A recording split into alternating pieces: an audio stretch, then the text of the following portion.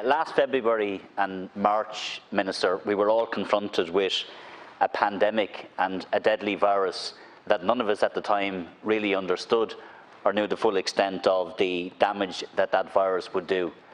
And it has been an horrendous time ever since, where this state and indeed countries around the globe have had to deal with what has been a global pandemic where a huge amount of people have lost their lives. A lot of damage has been done socially and economically, but also to people's mental health.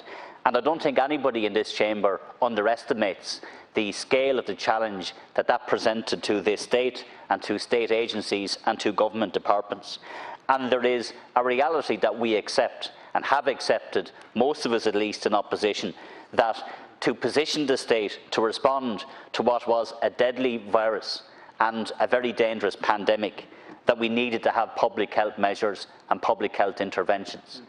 And there has been a lot of support from the opposition in relation to not supporting the government, but supporting public health measures which were necessary to keep people safe and to ensure that our health services were not overwhelmed, to ensure that we could, as I said, keep people safe, but in reality to keep people alive.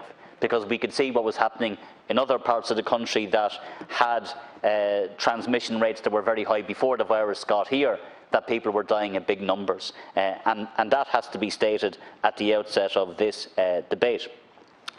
But things have changed substantially since then, Minister.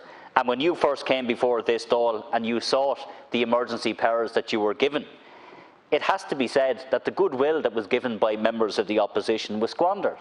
And I've said this to you time again, it was squandered for two reasons. One, because of the nature of some of the regulations that you then brought in as a consequence of the emergency powers that you had been given. Some of them were ill thought out, some of them were plain daft and silly. All of them were brought in without any Dáil scrutiny of any kind. And as I said to you in the past, not only was there no Dáil scrutiny of any kind, there was no consultation, certainly no debate in this House, and not even a heads up that those regulations would be published. And very often we would be contacted by the media asking for responses to regulations that had just been put up on the website, the government website that is.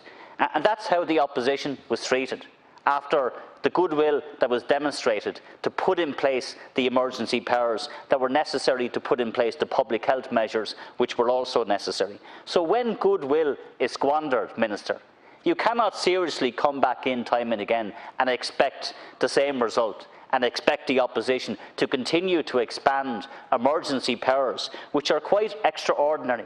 Emergency powers that have never been given to a minister before in terms of the magnitude of the emergency powers and the draconian nature of those powers, which you yourself have used that word, draconian. That's what they are. So that goodwill has long been squandered, Minister. I cannot credibly support this bill in the absence of any amendments taken by the opposition.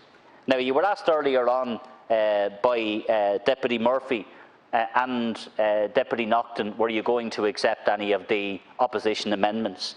What you said is that you will wait and you will listen to the debate and you will take them amendment by amendment. I would hazard a guess, maybe I'm wrong, but I would hazard a guess and say that you will not accept any of the amendments. I hope I'm wrong, but let's see. But if the Shannon exchanges are anything to go by, then I certainly don't hold out any hope at all, Minister. And I think that's disappointing. And while you, in your second stage speech, trumpeted the amendments that you have now brought forward as some sort of concession or as some sort of meeting people halfway in relation to only having one opportunity to come back again by way of resolution to extend the measures further if necessary. That's not enough by half.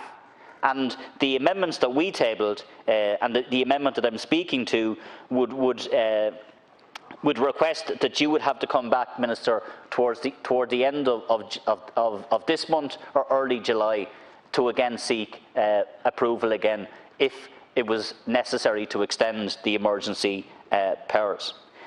And what puzzles people outside of this chamber, and I accept that it's not possible to unwind every public health measure, because simple things like having to wear a mask, of course we want those to remain in place. But there are many of the emergency powers which you have been given which will not be necessary, and hopefully will not be necessary again. We're starting to unwind many of the restrictions, which we all support and we all celebrate, and we want to see more of that in the time ahead. But in that context, and in that environment, for the opposition and for the Dáil, and I include the government representatives in this as well, to be asked to extend those emergency powers until November of this year is really a stretch, Minister. And I cannot understand why you have gone for as long as you have gone. Had you gone for a shorter time frame, had you even engaged with the opposition, because there was no discussion on the heads of bill. There's a number of members in the chamber who are members of the Oireachtas Health Committee.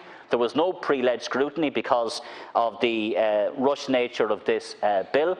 We had a briefing from your officials, and the officials told us at that briefing that they were aware of the need for a bill as far back as April and March, I think, or late March, early April, and yet the opposition and members of the Oireachtas Health Committee were not informed until the last minute, when everything was rushed again, and then were asked to rubber stamp and push this through because the Minister wants to extend this until the end of November.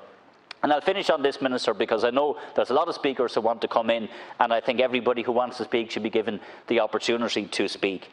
There can be no more blank cheques for you as Minister. Because when you got a blank cheque before, and that's what it was, when there was a leap of faith that was taken, that you would be given powers to make regulations, sometimes that was thrown back in our faces. And I have to say, I resent that, Minister, because that's not how the opposition should be treated.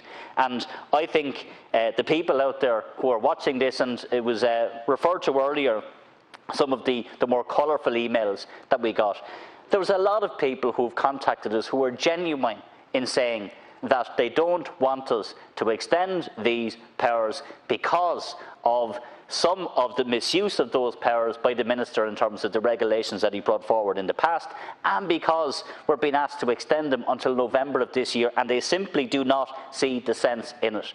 And I have to say, I agree. And for that reason, Minister, if you don't accept any of the amendments which are tabled here today, certainly the ones that we have tabled, I will not be in a position to support the bill. Gurmad.